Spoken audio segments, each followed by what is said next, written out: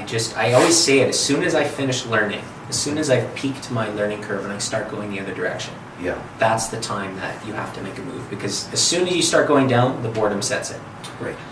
And it comes to that, we're in a lifetime of learning. If we learn something every day, and if we stop for a minute, if things are under control, we're not learning.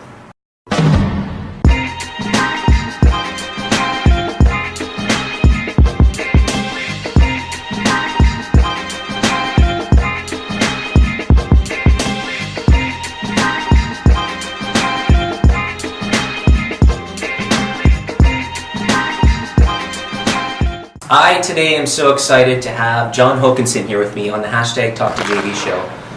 Jon, we've known each other for a little while now.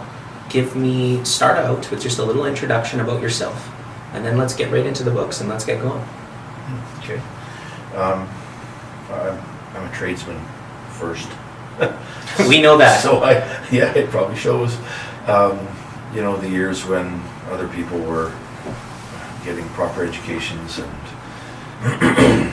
working in management environments. I was out swinging a hammer and building stuff and generally just paying the bills. Yeah.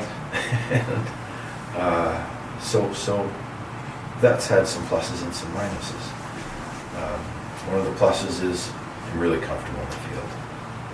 It's probably my most happy place is to be out and on a job site with the working crews, helping them get their day done. The downside is I'm on a steep learning curve still in the management space. I think though, if I've known you for a while, so I've heard you talk on this subject a couple times. I think you being a tradesperson first has led you to today though. It has translated into the success that you've created today. Now it's about learning those other things. And that's where you have said that books have had that profound impact on this last learning chapter. Am I correct in saying that? Yeah. Well, the books that had the biggest impact on my life, I actually read them when I was in my late teens and early 20s. And okay, so prior. Yeah. They stuck, and they've been reread a handful of times. The first one was C.S. Lewis's Mere Christianity. That book converted me. So it had power. Yeah, and I subsequently read everything else he wrote, and but that book, had an impact that I didn't realize at the time was lifelong. Probably due for a reread today. And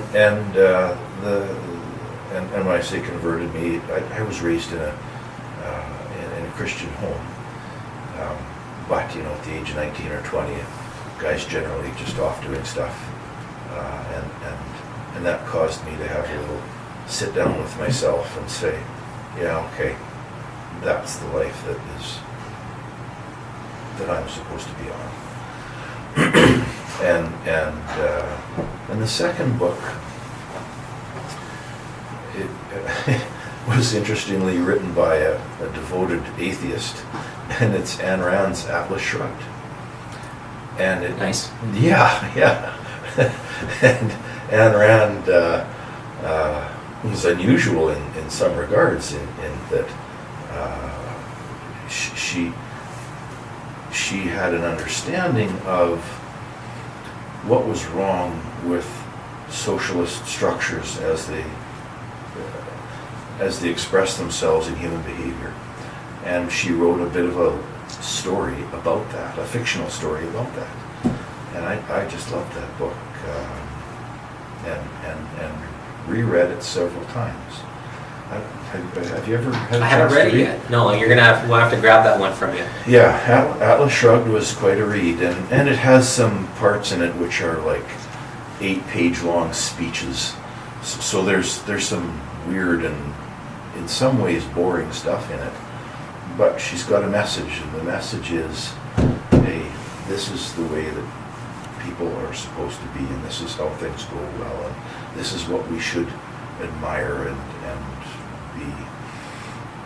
be working towards, not that. I'm in the process now of writing a book for myself related to digital marketing. We're going really into it and making it happen, but I haven't been traditionally someone that's read a lot of books.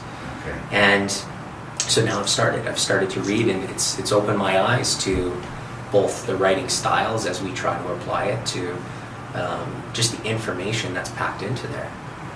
And I mean, at the end of the day, we transfer information from generation to generation now in different ways. We've got the internet, which is so powerful, which is going to help us for the next 100 years, but the last couple thousand years have all been through books. Yeah. And I have heard you talk about their impact so many times that it had to come up today. It was one of those things that I think you stress all the time. Yeah, I've always been a bookworm. Even as a young boy, I used to get in so much trouble in school because I would read in class. I wouldn't pay attention to the teacher. I'd keep a book under the desk and I'd try to read. And bet you learn more in the books, though. Well, sometimes they were Archie comics. Oh, okay. But the net result was that I grew up with a love of reading, and that served me so well in my life. I can hardly express it. Anything that I wanted to understand, I could go and find a book for it. So, what's your favorite business book then, or what's had the biggest impact? What's had the biggest impact on you lately? Oh boy, my favorite business book. Everybody goes back to Good to Great, which is the a great book for sure. I had another life-changing moment, and this isn't the third book I was going to bring up that I read when I was young, but and it was Vern Harnish's book, Scaling Up, and that is just a practical. It's not a big book. It's a how-to manual for taking a business and growing it, and that book led me to actually a guy named John Spence's materials. John wrote a similar book. They almost rhyme, called Awesomely Simple, and I've been a big fan of Spence's ever since and follow him. And I've had the chance to have supper with him a couple of times. I guess that leads me into something else that I've learned from you, and it's the power of mentors.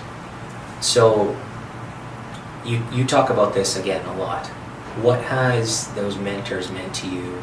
I know one of the videos we did had you talking about your father and some of the other people that have helped you along the way with those miracles with Standard. Mm-hmm. Tell me what that's meant, and again, who are those people that have impacted you most? Oh boy. Well, at the risk of leaving one out, because there's lots. Yeah. I dare not speak a name lest I leave. Certainly my dad had a strong impact, and in more than one way. He was an entrepreneur all my life. So as a young boy growing up,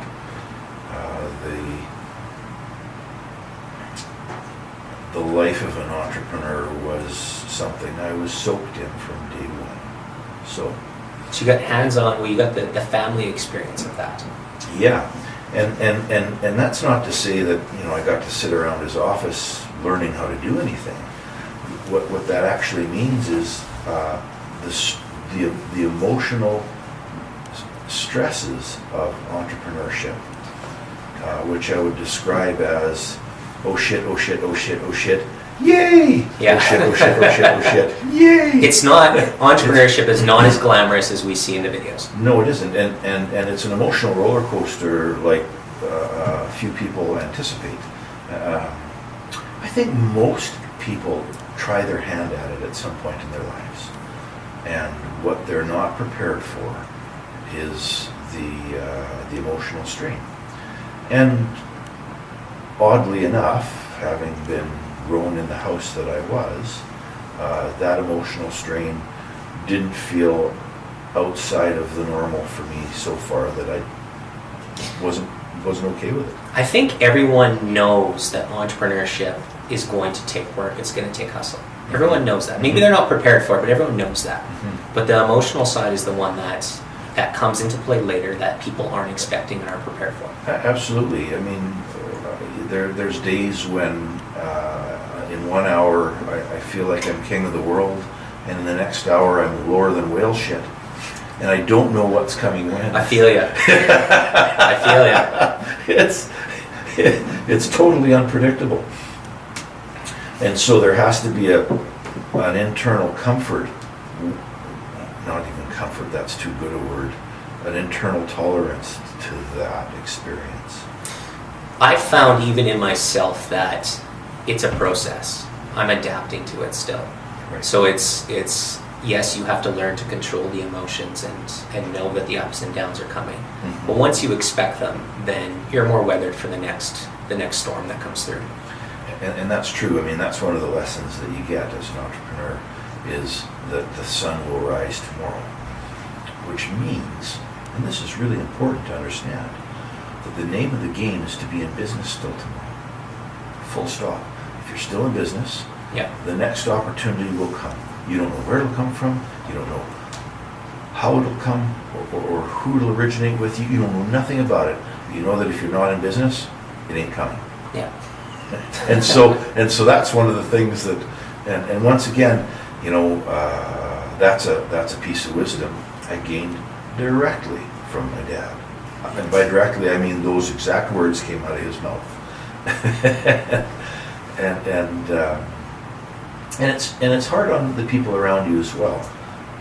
One of my other bits of, I guess, hand-me-down family wisdom, and this would have come from my grandfather to my father, is that a business is like a jealous mistress. She tolerates no competitors, not even your own family. And there's so much truth to that. So when you got at Standard going, taking all of that advice and taking it in, what was that first couple years like? Like, we all know that, again, people are going out there hustling, they're starting the business, they're going hard. And I've heard you talk about this. That first year, you guys crushed it, but Yeah. you worked like crazy. Oh yeah, absolutely. Just about worked myself to death. And the second year wasn't so good. Really, like, it was a tough year the second year. Sophomore slump. Sophomore slump, that's right. Yeah. And I actually remember a conversation I had with my father, and I was telling him, you know, the troubles I was having. And I don't think I was whining, but it might have come across that way to him. And he looked at me and he said, "Listen, what you're doing is one of the hardest things in the world to do. Few people succeed at it. That means it's difficult." Yeah. And it's coming. Well, he said, "Listen, either quit your whining or go get a fucking job." Like, take your pick, man. Yeah. So, and so I thought about that and decided, okay, I'm not going to complain about this anymore. It is hard. It's supposed to be hard. And that's going to lead me to the third book. Yeah. Because and understand that all three of these books came off of his shelf when I was a young fella.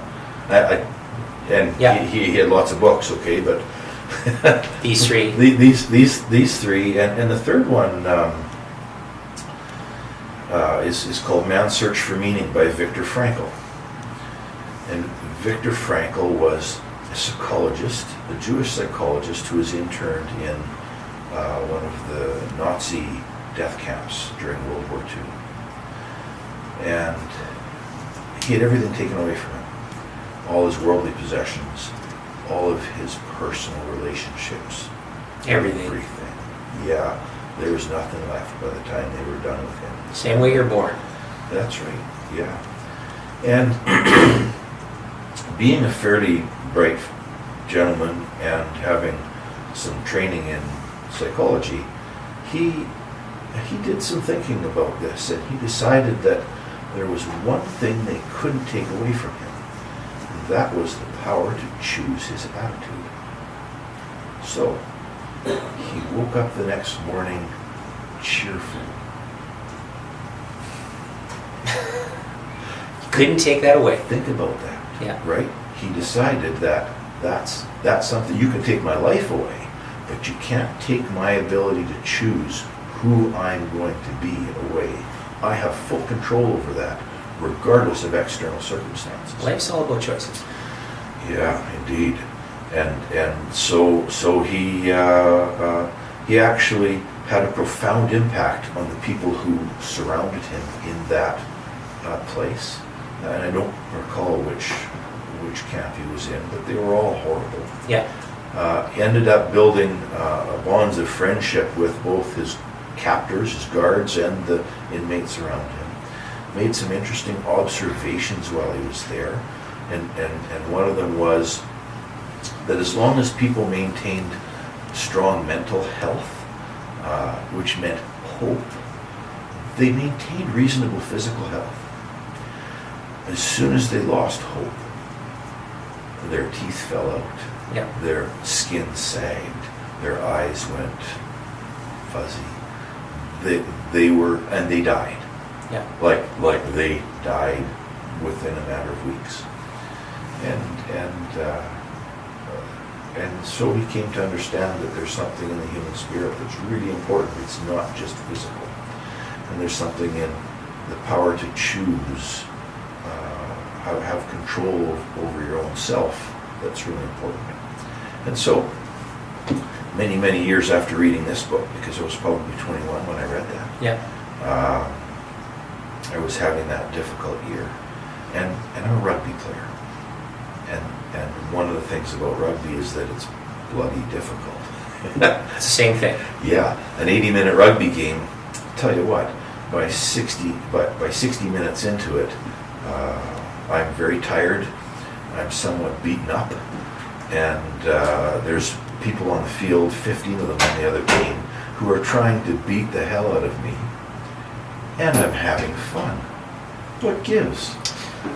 Well, You can do the same thing in business. that's exactly the lesson I took from it, Jared, was, you know what, if I can have fun playing a game of rugby, which is one of the most difficult and violent endeavors I've ever taken, Yeah. I can have fun in business too. So what am I going to do to enjoy the whole thing as much as possible, and not just be subject to the emotional roller coaster? And of course, one of the challenges of that emotional roller coaster is you bring it home. It's not easy on the family. 100%. Q, we're going to go over 20 minutes on this one, so just be prepared for that. Okay, so let's talk about sports and business. Sure. One of the things I find, so hockey player growing up, golfer now, any sport I play, anytime I go play pickup, anytime I get out there, whether I'm swimming, whatever I'm doing, I forget about some of the other things that are happening in my life. Yes. So it's like a reset. So for me, that exercise, that sport, even watching the Oilers at the end of the night, or watching baseball, watching the Blue Jays play, Yep. it's that reset button for me to then get up the next day, sun rises like you said, go out and tackle the day head on. Yeah. Did rugby do the same thing for you? Yeah, absolutely. And the beautiful thing, and I'm too frail now to be much of a rugby player. I'm Squash now. Slow and fat, so I play a little squash. Yeah. And the thing that sports do for me is they require so much focus that I can't think about all those other things. Yeah. So I get an hour or an hour and a half of freedom from the worries That's the feeling. of my life. Yeah. Yeah. And at the end of that hour or hour and a half, I am so exhausted that I have a little endorphin rush from Yeah. the intense exercise. Except when you play me in squash and you just kind of trot around and kick my ass. So. Yeah, well, I think you enjoyed the endorphin rush. I was running around. I had the endorphin rush. I was learning lots. Let's put it that way. I was Yeah. getting taken to school. Okay, well, let's get into Standard now a little bit. Standard is a child. It's part of your family, and you've grown it now for 10 years. So what has you've ran a large industrial company for 10 years. What's that journey been like And take me through it a little bit. It didn't start off as a large industrial company. Started? So let's be clear. Okay. It started out as a one-man show out of the back of a pickup truck with a small handful of people who were available to help out here and there. And it was that way for 2 years. We didn't have a proper... I get it. No different than how we started. Yeah, right? yeah. Same thing. And then after 2 years, it moved a little bit further and then a little bit further. And so today it's a mid-sized company with an industrial division and a commercial division and some fireproofing and some insulating. My experience is, and this might seem strange, but a business grows a little bit like a child. That in year one, it's in the crib and it's bawling every 10 minutes, and you can't ignore it for 10 minutes. Every minute of every day, you're on that. Yeah. Year two, okay. Now it'll occupy itself with some things, but frankly, you can't leave it alone for an hour. Year three, okay, maybe now you can leave it with a babysitter once in a while and go out to a movie. Still requires a lot of attention. By year 5, you're sending it to kindergarten. You've got some things to do and work on. Yeah. And around year 5, I found was when I was able to start having thoughts about working on the business rather than in the business. And that was just thoughts. It wasn't I'm there. It was just, okay, I can do that sometimes. You start planning for that a little bit. Yeah. And now at year 10, do you remember being in grade 5? Yeah. A little bit of freedom. There's a little bit more freedom. Still requires lots of oversight and lots of attention. But it also kind of goes to school every day for a few hours and has friends to play with, and so other things.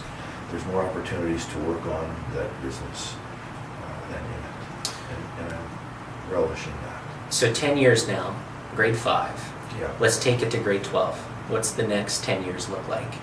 And what's the plan now as you continue to grow it? Well, the next 10 years are going to be really hard to predict, to be honest, because I couldn't predict the last 10. I don't think we'll ever get there. Yeah.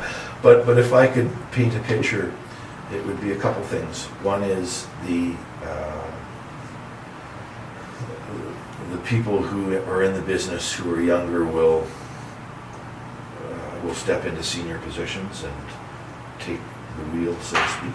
Yeah. And I think that's the most important part of it.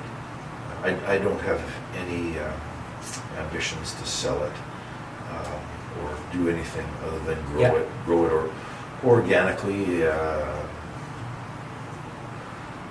from where it is to wherever we can get it. Yeah. The other piece is that I do recognize that Alberta is a difficult place, and it's the oil cycle that makes it difficult. So I'd like to have some geographic diversity. Move it out a little bit, a little more Western Canada than focused on Alberta as much. Yeah. I think everyone's doing that. Everyone's finding ways now. I mean, Alberta as a whole is filled with entrepreneurship and it's resilient. Right. Doesn't matter what cycle we're in, we find ways to make it work and we find ways to make it happen. Yeah. And I think we're seeing that now. We're seeing a lot of people diversify. We're seeing a lot of people add services. We're seeing a lot of people expand. Yeah. And you guys are doing that. You guys got the fireproofing. You guys got coating coming up down the pipeline. You have those visions. And you're not living in this year. You're thinking a couple years ahead. That's right. And for what it's worth, I think the seeds for the next oil boom are sown. That by 2021, we're going to be looking at it and saying, okay, here it comes. And I've heard that lots. Yeah. I think the other piece of that is how fast we always have to adapt. And I think that plays into your quote of today. I think we have it. Here, we've got it here. Thanks, Sherman. So If everything seems under control, you're not going fast enough. Mario Andretti. So you sent me a list of 3, Yeah. and and without even hesitating, I picked that one to go through today. Yeah. And take me through it. Take me to the concept of what that means to you. So I might go some places you're not expecting. Okay, take me there, John.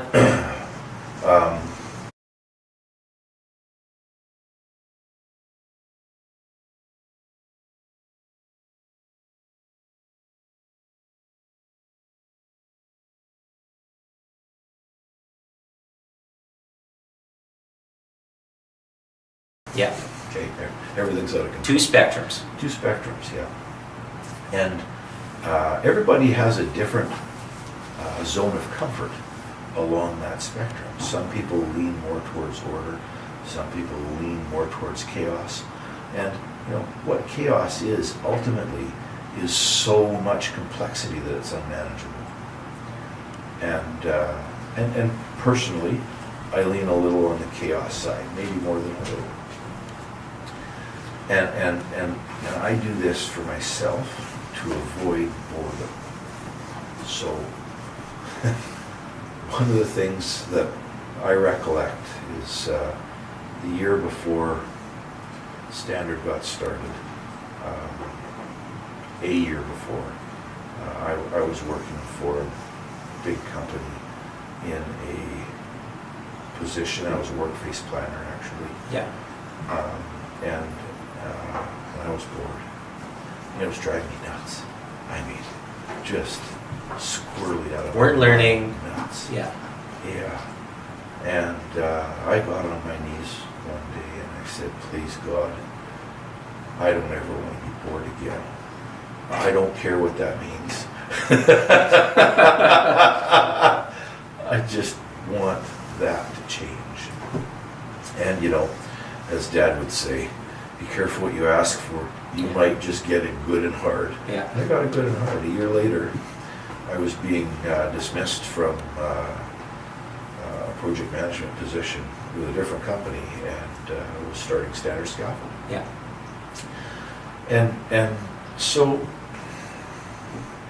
but you know, the thing about that was everything was under control. I mean, I knew exactly what my job was. I knew where I was going to be and when I was going to be there every day, all day. And for lots of people, that's what they aim for. I think most of us actually self-destruct when we get too much of it. That we have to find our place on that spectrum Yeah. of order and chaos. That is our comfort zone. And my comfort zone is actually not tootling along with a predictable routine. My comfort zone is on the edge of a level of complexity that I'm struggling to manage. Because that's not boring. Get it?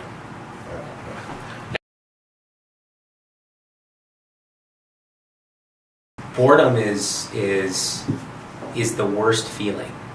Yeah. I had the same feeling. I was in a job, and it was time that I always say it, as soon as I finish learning, as soon as I've peaked my learning curve and I start going the other direction, Yeah. that's the time that you have to make a move, because as soon as you start going down, the boredom sets in. Right. And it comes to that, we're in a lifetime of learning. If we learn something every day, and if we stop for a minute, if things are under control, we're not learning. We're not taking right. it to the next level. That's We're right. not trying to find ways to get better. Yeah. Yeah. We'll be bored. So if everything's under control, I'm bored. And if I'm bored, do you know what I'll do? I'll self-destruct. I'll get on board. Self-combust. Yeah. So, forgive the F-bombs. You can take the guy out of the field, but you don't take the field out of the guy. No. So you know, and there is such thing as going too fast. Absolutely. Oh yeah. But if I You can self-combust that way too. you can, absolutely. But if I have to choose between having my foot on the pedal a little too hard or going for a Sunday drive, I'll drop a brick on the pedal. Love it. I'll tell you why I picked this one over the other ones you sent. Yeah. Because it relates so much to our industry. The internet and technology is moving so fast that if you slow down for a second, if you think you're under control and you figured it out, someone's already 10 steps ahead of you, 20 steps, 5 years ahead of you. Yeah.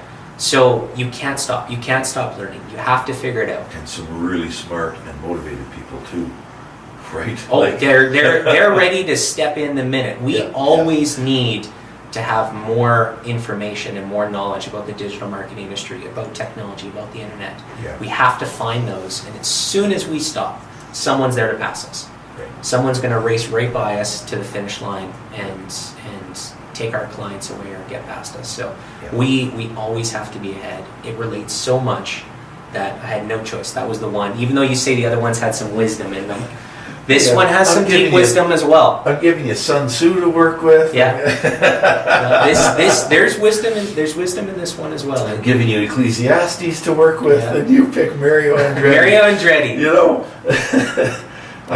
Yeah. Well, and of course the other guy who said something very wise, who you wouldn't expect it from, is Mike Tyson. You know exactly what I'm going to say. Yeah. Everybody has a plan until he gets punched in the mouth.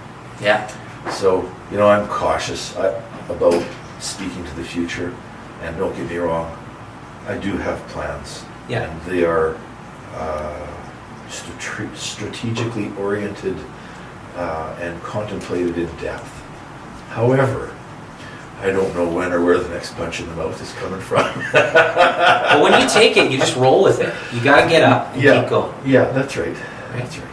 At the end of the day, that's Well, you have to enjoy the fight, which is, for what it's worth, one of our core values. makes sense. Yeah. I love it. We had this discussion a couple weeks ago, and I wanted to bring it up today. The future of the office. So, what do you think the future of the office is going to look like? Because we talked about this when we made it cozy. We've moved in here. You got the work of facility. We look at some other companies out there that are making it where the office is a home. Yeah. What's the future of the office look like for Standard, and what's the future of office look like in general? That's a good question. At the risk of sounding silly, because I haven't contemplated this at any length. Yeah. I think the millennials are going to drive offices to be more and more comfortable of a place. And I'm watching people remove individual office spaces and go with open spaces. I actually think that's going to be a failure. Why is that? Because we don't mind it in our industry because it breeds creativity, but maybe it does. For some people, other people need to zero in and focus on a thing, and I won't dispute that. I see the young guys in our office and gals put headphones in when they need to get onto a task. Yeah. And I can relate to that. When the business was young and I had a big estimate to do, you know what? I would shut out the noise. I would put on headphones with like 90s trance music. Yeah. Pop a couple of Dexedrines and work all night. Get her done. I know that sounds terrible, but get her done. Yeah. You had no choice. Yeah, absolutely. I think it's moving. For us, I mean, at the end of the day, the office is a home, right? The office has to be a place where you can get to and be excited to go to and sometimes not even want to leave. Yeah. And the millennials are going to take it that direction. And I don't know if the industrial is going to get there as quick. We have seen it in a couple places. Mm-hmm. But I think there's a balance. It's like anything, right? If you have that balance of fun, like you guys have the workout facility as well as zone in and make it happen, the productivity is going to go up. Yes. So, well, we hope. We hope. Yeah. Jon, this has been a blast. We'll get you back another time. Matthias is going to be disappointed that everything is going to make it into the podcast. So we'll definitely have to show him that. And no, thanks for coming in. edit freely. Make it happen. Thanks, Jared. Thanks, John. Yeah.